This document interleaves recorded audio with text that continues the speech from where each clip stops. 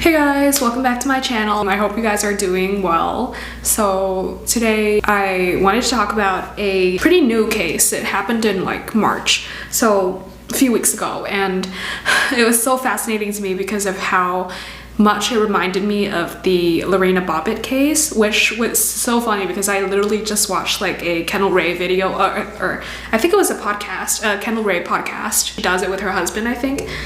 I think it's called the Mile Higher podcast, but yeah, I was literally just watching that video, and then a few days later, I think, I saw this case on our on our news. So it's like a case that happened in Vietnam, so it's in like Vietnamese, but I read it and I was like, oh my gosh, this is so similar to the Lorena Bobbitt case, which, if you don't know what that is, there was this huge trial over the fact that she she accused her husband of sexually and mentally abusing her for years and raping her essentially when they were married. And so she one night decided to cut off his penis, like threw it somewhere. And the crazy thing about that case is that he actually got the penis like reattached. Yeah, it was just a whole thing. So anyway, this case is very, very similar, like I said, but I personally also feel like it's even a little bit worse because, first of all, the Lorena Bobbitt case, the husband actually got his penis reattached, his genitals reattached,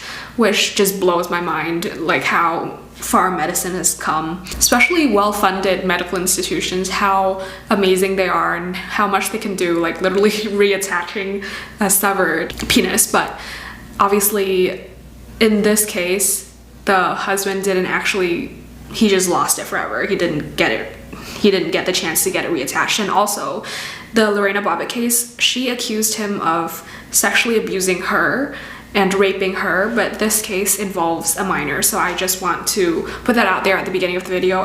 You can probably also see it from the title, but we're going to be talking about sexual violence against minors, so if you're like really sensitive to that topic, please don't continue watching, please don't watch this. But anyway, so let's get into this case. This happened in March, like I said, and it happened between a wife who we're gonna call her N. She's 39 years old and she lives with her husband, who we're going to call H, in a village in In Châu Sơn La, which is like a very rural area in like the north of the country of Vietnam, but they live together. The first thing that stood out to me was that there's a huge age gap. Like, I noticed some of us 7 years age gap, and the wife is older is normal. Like, nobody would bat an eyelash at that now, but especially in Vietnam, that's very rare actually, because people just like assume that the husband is always older than the wife, and there's like this myth that that's how to keep like a marriage strong, is to have like the husband be patriarchal and rule over the wife or whatever. And there's even in our honorifics, like we say the wife always calls the husband An, which is like older brother, even if they're like not older. She always calls him An, and the husband always calls the wife Am, which means younger sister. Anyway, so she was older and she was actually married before, so N was her second husband. Her first husband she married a few years back. With her first husband, she had a daughter, and the daughter was born in 2007, so that makes her, this year it makes her 15 years old. So she was in her eldest daughter was in 9th grade.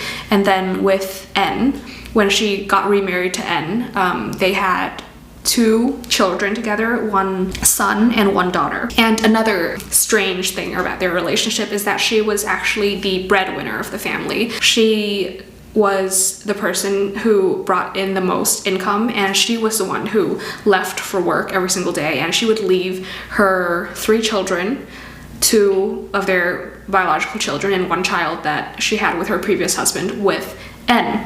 And she would be gone most of the day, and she would leave him almost the entire day with the children. And I couldn't find an exact description of what her job was, but she sort of sold some sort of merchandise in the markets nearby, but she made enough for them to live off of, and they were all very happy and healthy, and they lived together harmoniously for years and years. But then in 2020, her eldest daughter started complaining about pelvis pain, like pain in the lower abdomen, around the pelvis, and it was so severe that they actually went to the hospital to get her diagnosed. Because they lived in a pretty rural area in a village, it was a big deal to go to the hospital or any sort of like service. It was pretty hard. They had to travel quite a bit, but it was so severe that she took her eldest daughter to the hospital, and this is like a local hospital, so medically it wasn't like the best. It wasn't as good as like a regional hospital or a national hospital, stuff like that. So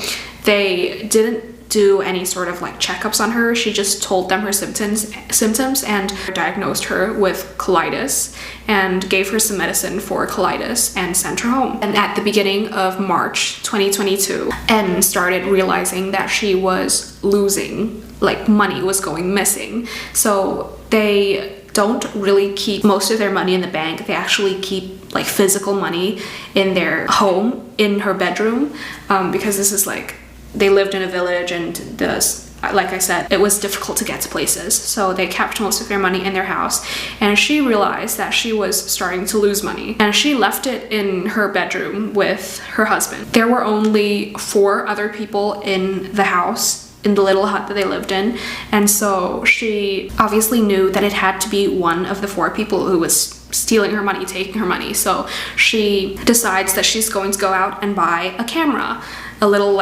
a small hidden camera, and she installed it at the top of her bed, like at one of the bedposts actually, and it was overlooking her bed because that's where like it could see into the whole room and see who was stealing her money. She installed it on March 18th, and literally the next day when she went to check on the footage on March 19th at 2 p.m., right after lunch break, she went to check on it. What she saw absolutely shocked and horrified her. She saw her husband physically, like sexually abusing her eldest daughter.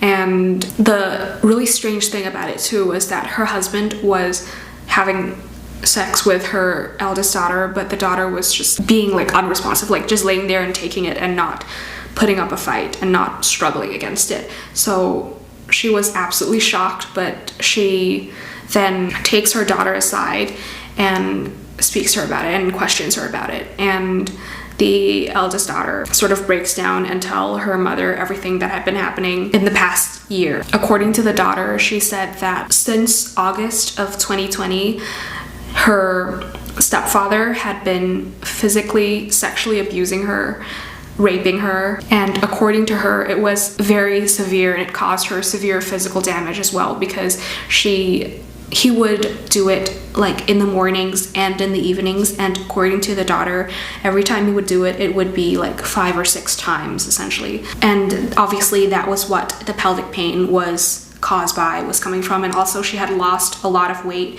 and she looked very sunken and sickly, because keeping in mind she was a 14 to 15-year-old girl, like it would be like torture to be doing that against her will, like most days for that many times. So the mother obviously asked her, like, if your stepfather was abusing you and we're living in this house together, why didn't you come tell me, or why didn't you tell one of your younger siblings?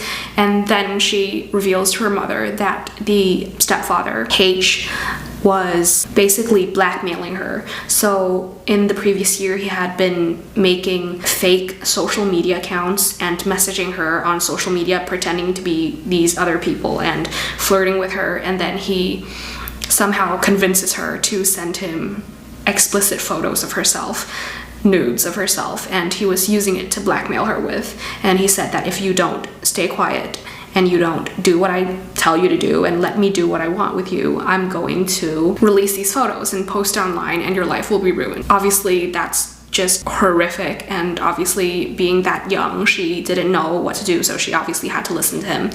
And just a side note, like, girls, I don't know who needs to hear this, but like, girls, it's especially minors, it's a terrible idea to be sending explicit photos on the internet. I feel like most people know that, but just as a quick reminder, like, in some societies, it really could be a death sentence. It's so difficult to find a job or like a partner after something like that leaks online, especially in Asian countries too. There's like a lot of stigma around things like that in general, so she knew that she had to do what he said, and so she did. She stayed quiet. And so the mother was obviously horrified and so shocked by this, and they together decided that the next Monday, everything happened on a Saturday.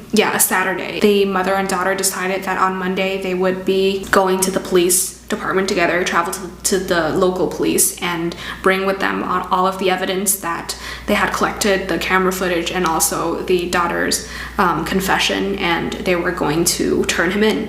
But that night, the husband came home, pissed drunk, stripped, and went to bed naked directly opposite her 3 children. And this is when N completely lost it. She lost all control of her body, according to her lawyer. Everything that I'm telling you is a recounting from her lawyer, who is spoken to the press.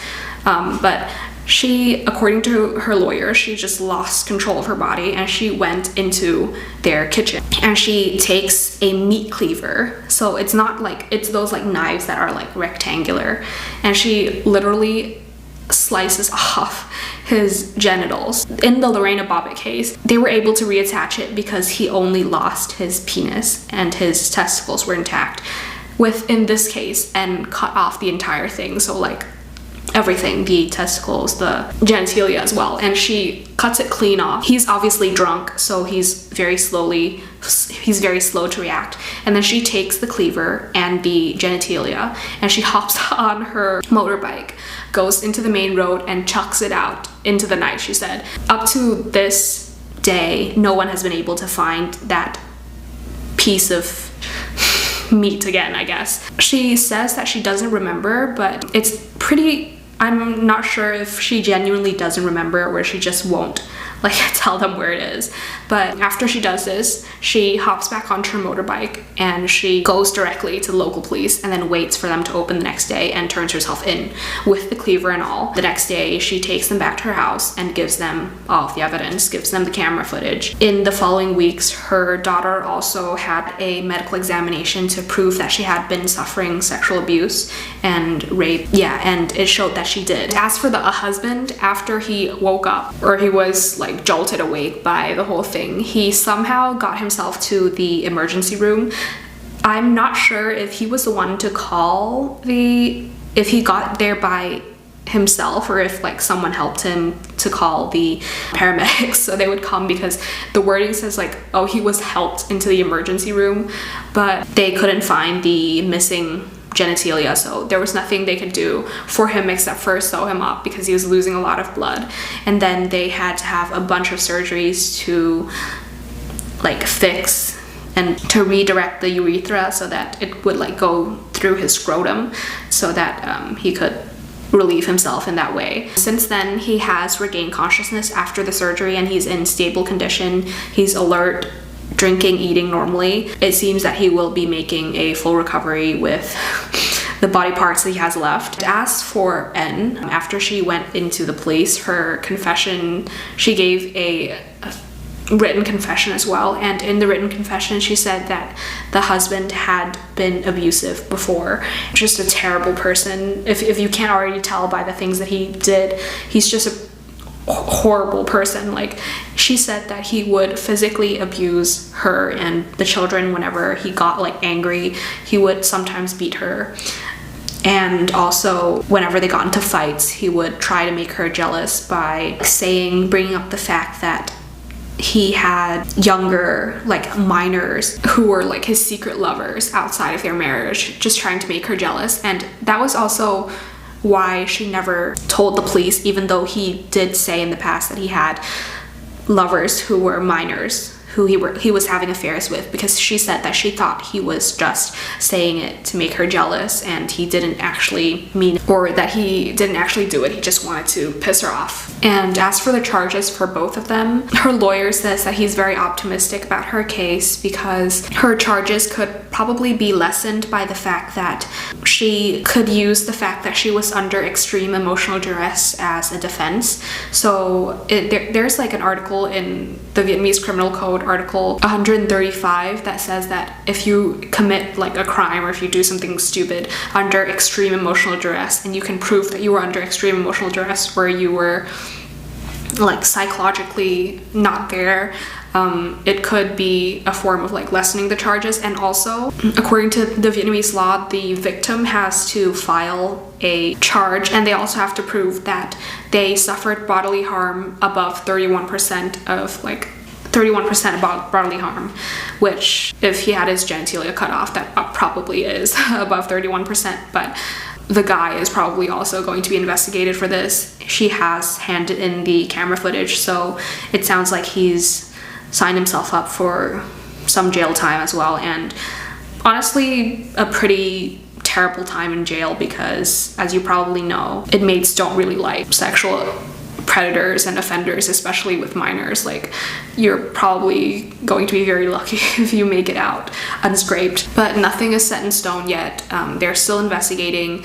No charges have been filed yet because they're still investigating. Yeah, that's it. Honestly, I just thought this was so interesting because obviously resorting to violence is never okay, but I just so sympathize with the wife in this. Like, if I saw something like that and my child said that she'd been abused for years and years and years, I'm pretty sure that was something that any mother would have done as well, and I just so sympathize with her. I hope that she doesn't get too harsh of a sentence, but yeah, I just thought it was crazy and of how similar it is to the Lorena Bobbitt case. That's it for me today. I just thought I'd share the story. Thank you so much for watching. Please subscribe if you haven't already. Like this video if you liked the video, and yeah, thank you so much for watching. I'll see you in my next one. Bye.